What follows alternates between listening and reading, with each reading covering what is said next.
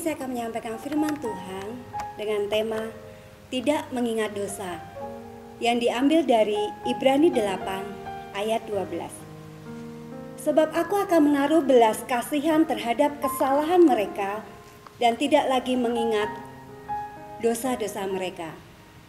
Ketika saya melihat tangan saya, seringkali saya teringat akan persoalan yang pernah saya alami, bahwa saya pernah kehilangan cincin pernikahan saya.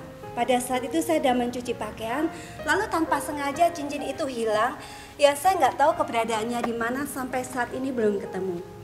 Saya gelisah, saya khawatir, tidak berani menceritakan hal ini kepada suami saya.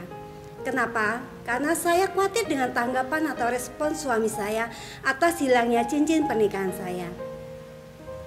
Tetapi saya tetap menyampaikan apa yang sedang terjadi.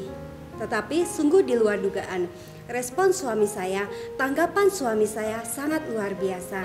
Dia begitu mengasihi saya, dia lebih peduli saya daripada cincin pernikahan itu. Bahkan dia tidak pernah mengungkit masalah ini dan tidak pernah menyalahkan saya. Berapa banyak di antara kita mengalami hal yang sama seperti ibu muda ini rasakan? Seringkali kita merasa bersalah, seringkali kita merasa berdosa, bahkan di setiap doa kita pun kita selalu minta pengampunan kepada Tuhan. Dan tidak jarang kita juga melakukan banyak hal untuk mendapatkan kasih dan pengampunan dari Tuhan atas kesalahan-kesalahan yang telah kita perbuat. Seperti di dalam Efesus 2 ayat 8-9.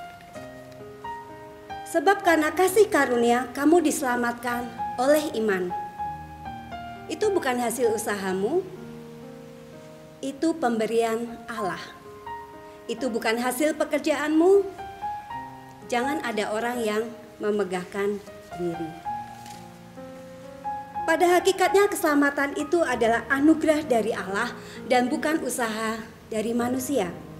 Allah juga berjanji tidak mengingat-ingat lagi akan kesalahan kita, akan dosa-dosa kita, seperti di dalam Yeremia 31 ayat 34. Dan tidak usah lagi orang mengajar sesamanya atau mengajar saudaranya dengan mengatakan, "Kenalah Tuhan." Sebab mereka semua, besar kecil, akan mengenal aku. Demikianlah firman Tuhan. Sebab aku akan mengampuni kesalahan mereka dan tidak lagi mengingat dosa mereka. Sadarilah Bapak Ibu Saudara semua, bahwa penebusan dosa di atas kayu salib oleh Tuhan Yesus Kristus itu adalah anugerah terbesar yang diberikan Allah di hidup kita.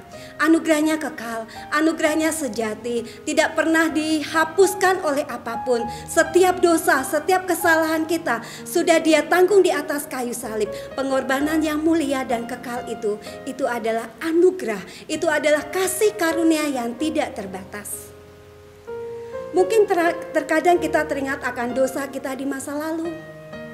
Namun percayalah akan janji Tuhan. Syaratnya hanya satu, terima hal itu dengan iman. Terima kasih karunia itu dengan iman. Dan alami pertobatan setiap hari. Jangan lagi kita berbuat dosa. Mari kita hargai pengorbanan Tuhan Yesus di atas kayu salib. Pengorbanannya sungguh mulia. Pengorbanannya sungguh tak ada bandingnya apapun di dunia ini. Hanya Allah yang sanggup melakukan penebusan dosa atas kesalahan kita. Mari sama-sama kita belajar. Mari sama-sama kita berteguh dalam iman. Mari sama-sama kita mulai hidup di dalam pertobatan. Mari sama-sama kita mulai hidup dalam kebenaran firman Tuhan.